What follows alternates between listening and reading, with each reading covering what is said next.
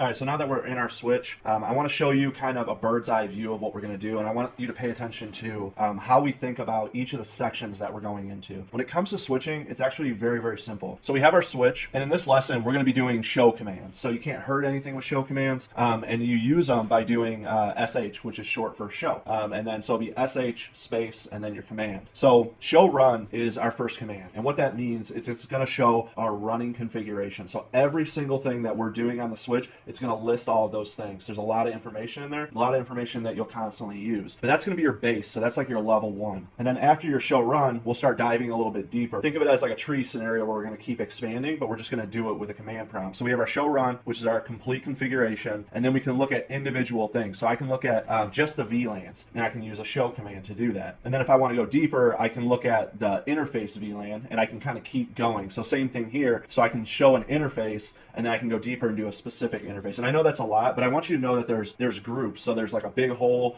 and then there's a bunch of different groups that you can go into. So try to envision a bird's eye view in each of these sections, rather than thinking about each command and where each command is. Just think about it in chunks, and I'll kind of go over that right now. The first thing we need to do is we need to learn how to navigate. So this is all command line. The newer switches do have like a GUI interface. The difference to me, I guess the easiest way to say this is if you can do this, you can do the GUI interface. If you can do the GUI interface, you're going to be doing a ton of Googling to try to do this. So this is the raw way to do it. Honestly, the majority of the switches that you're going to find are still going to be command line before you just try to go learn a GUI interface. This switch's name is just switch. So I could have named it whatever I wanted to. But after it, there's this greater than symbol. So what this symbol means, what mode I'm in or what area I'm in. This little greater than symbol, I can't do anything. So I can't do a show run here. It just says invalid. So what we need to do is we need to go into like a privileged exec mode. And the way that you do that is you use EN. So it's short for enable. I'm going to show you kind of a lot of hotkeys as well. So tab on your keyboard. If you just type in, EN and I hit tab, it'll come up as enable. So it finishes it for me. And then if I hit enter, now I'm in the next mode. You can see that it's represented by this pound symbol. So now I can do a show run and it'll give me a configuration because the privilege level has gone up. So I've gotten into a privilege level that I'm allowed to actually look at show commands, make configurations even. So one thing that I do want to show you, if you go into SSH, so you're going to go in through the network and you hit open. After I put in my username and password, so it's actually bringing me in at a higher privilege level. So I'm already at that pound sign. And as we move through these commands, you can see after I went into global configuration mode, which we will go over, that's in the configuration video. I just want to show you here. Now I'm in the configuration menu. Now if I go into an actual port, it'll give me configure interface. So just pay attention to those lines as we go through it, and just remember that's a good way to see where you're actually at. Now I'm configuring an interface right now. I want to go back to where I was at. So I'm going to do Control and C, and that'll bring me back. Another thing is that you can use exit. The exit's going to bring me back to the start, so then I have to enable again. So that's a lot right now, right?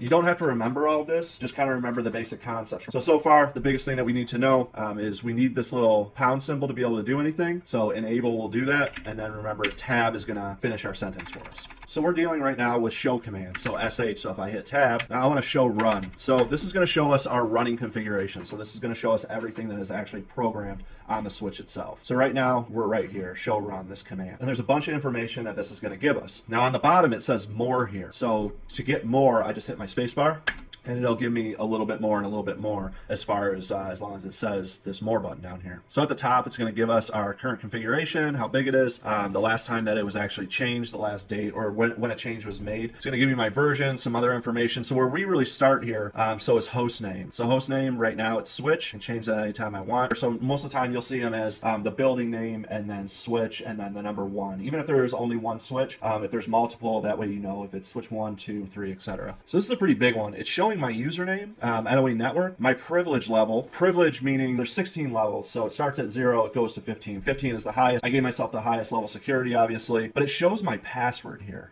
There is a command that every single person should use. So if you see this on a switch, it needs to be changed. There's an encryption that will hash out this information so that you can't see it, so you don't get like an over-the-shoulder attack or something. So someone's walking by, sees the password, gets in, and then does whatever. Don't need to worry about this stuff. So this is where it starts to get interesting. I'm hitting my spacebar again. Faster Ethernet 0, we don't need to worry about that. So what this is representing, so we have our interface, and I know we did some of this with our VLAN video. It's talking about our interface, what type of interface it is. So it's a gigabyte Ethernet interface, meaning that each individual port can transfer 1,000 megabytes or 1 gig. So if this says fast Ethernet, then I know it can only transfer 100 meg. So if you hear two people talking about switches and they say, hey, I have an extra switch, we can deploy it, and they say, is it a gig switch or is it a fast Ethernet switch? What they're referring to, is it a gig switch, is it a fast Ethernet switch? So that's telling us that port 1 is a gig port. These next three numbers here. So the first number is actually representing the switch number. So in the startup process, so the master switch will be switch 1. So if I have stack cables going down and I have switches stacked on top of each other, the switch that is the master doesn't mean that it has to be on top. It's always nice when it is 1, 2, 3, 4, etc. But sometimes it could be in the middle. And the only way to really tell without getting into the switch is if someone put a label on it. This first number is telling you that it is switch 1. If this is the master switch right here behind me, and then I have another switch under it and there's a stack cable to it, when I go into that switch, it would actually say 201. If you're using uplinks or if you're using trunk ports, all of the switches are just going to be 1. So this middle number, it's going to be for logical scenarios, so you don't ever have to worry about it. What you want to focus on is your first number and your last number. So your last number is actually representing port 1. So that'd be this port here with the star on it. That's port 1. So and then the next port, it'll say 102. That's this one here, 103, 104, and so on. All switches will not have 3 digits here. So some of them will just say 01, 02, 03. A lot of the fast Ethernet switches that you get into. So if you do get into a switch or you buy an older switch online and you only have 01, 02 instead of 101, 102, don't worry about it. Same concept. More than likely it's going to be fast Ethernet switch. And that'll all start making more sense once we start going into the actual configurations. Next, it's telling me that port 1 is a switch port and the mode is access. So switch port mode access. So this is a switch port and its mode, which is represented down here, is access, and it has access to VLAN 140. When you do the show run command, the reason that you use this so much is if I'm having a problem with that port or a problem with the device that's plugged into it, I can go into this configuration and I can actually read from the top to the bottom, and it's pretty self-explanatory as long as you start understanding what you're looking at, and that's what I want to give you. So now we know that this gig port 1 has access to VLAN 140. Now if you notice, we have an extra line here, spanning tree port fast. I didn't put it on the other ports. If you see lines underneath there is tons and tons of configuration that can go on with switches. It's not going to be this clean all the time. Hopefully it is. If you actually feel that you need to understand what this line is, or you think there's a problem and you want to understand the configuration to figure out what's going on, if you ever see something that you don't know, you just Google it. So spanning tree port fast, it stops switching loops. That's as far as you really need to know. The other thing is that we don't use them on trunk ports, but I didn't put them on the other ones. This is the basis of what you'll probably be looking at: identifying the port, identifying what mode the port is in, and then what VLAN you have access to. Now remember, we have this more button, so we'll just go ahead and hit our space bar. What this is, 1 through 48, all the way down to your module ports. So here's 48, which is my last normal port, next to your module ports.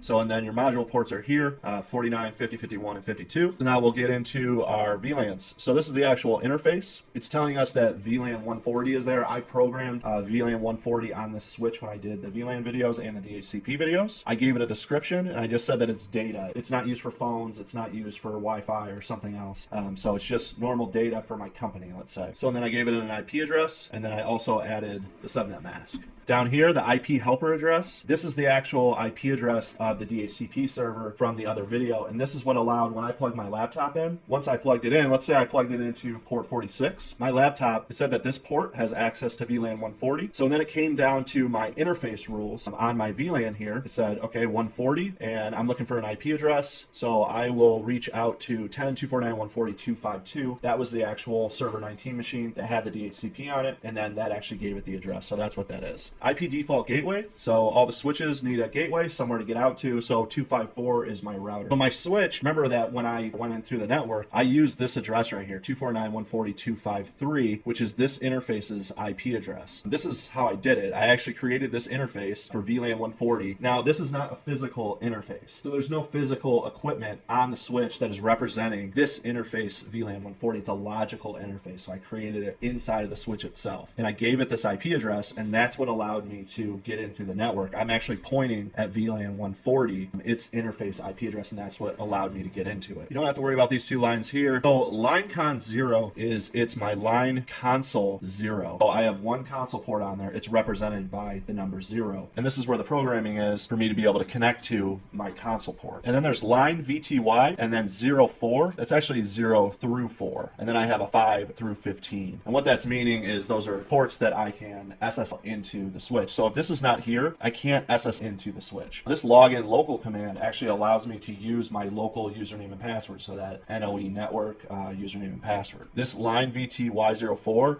and login local, this is actually together. And then I did the same thing down here for 515 and then login local. So when it comes to these, just know that's your console cable, these are your remote, okay? And then you have your rules underneath it. So you can give them privilege levels as well. And then the last thing is end. So that's telling you that it's ending your show run. And then you'll notice that it doesn't say more anymore at the bottom left. So we're back to square one here.